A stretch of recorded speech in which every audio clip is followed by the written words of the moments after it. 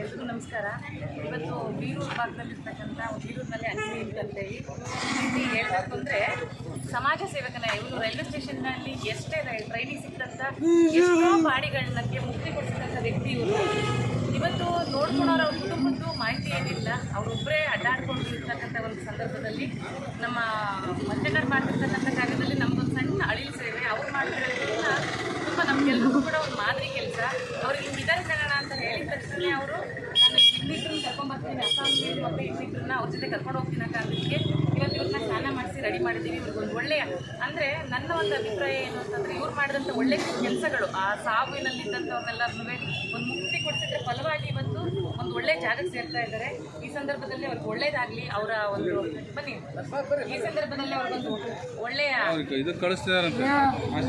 ಆಶ್ರಮ ಕಳಿಸಿದ್ದಾರೆ. ಒಳ್ಳೆಯ ಒಂದು ಜೀವನದ ಕೊನೆಗಾಲಗಳು ಒಳ್ಳೆ ರೀತಿ ಕಳೀಲಿ ಅಂತ ನಮ್ಮ ಆಶಯದಿಂದ ಮಂಜಣ್ಣರ ಒಂದು ಸಾರಥ್ಯದಲ್ಲಿ ಅವರನ್ನು ಮೈಸೂರು ಆಶ್ರಮಕ್ಕೆ ಕಳಿಸ್ತಾ ಇದ್ದೀವಿ. ಹಂಗಾಗಿ ಭಗವಂತ ಅವ್ರಿಗೆ ಒಳ್ಳೇದು ಮಾಡಲಿ ಅಂತ.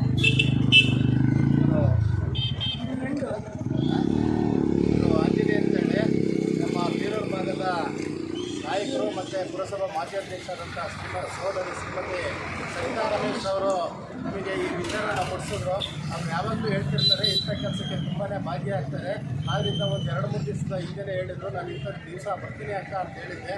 ಈ ತರೀಕೆರೆ ಭಾಗದ ಬಂದು ಅಸ್ಸಾಮಿಂದ ಒಬ್ಬರಿದ್ದಾರೆ 15 ದಿವಸದಿಂದ. ಇವರು ಮದರಸ ಮತ್ತು ಮಾನಸ ಆಸ್ಪತ್ರೆ ಹತ್ರ 8 ದಿವಸಕ್ಕೆ ನಾವು ಕರ್ಕೊಂಡೋಗಿ ಸೇವ್ ಮಾಡಿ ಇವತ್ತು ಅವ್ರಿಗೂ ಕೂಡ KR ಪೇಟೆ ಅನಾಥ ವೃದ್ಧಾಶ್ರಮಕ್ಕೆ ಸೇರಿಸ್ತಾ ಇದ್ವಿ. ಅಲ್ಲಿ ಬಸ್ ಸ್ಟ್ಯಾಂಡಿಗೆ ಈ ವ್ಯಕ್ತಿ ಇದ್ದರು.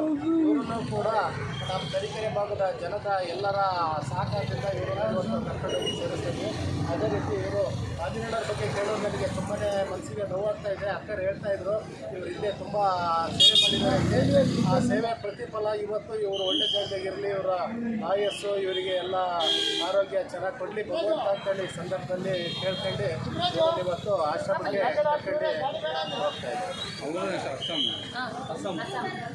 ಅದೇ ತರೀಕೆರೆ ದಿವಸ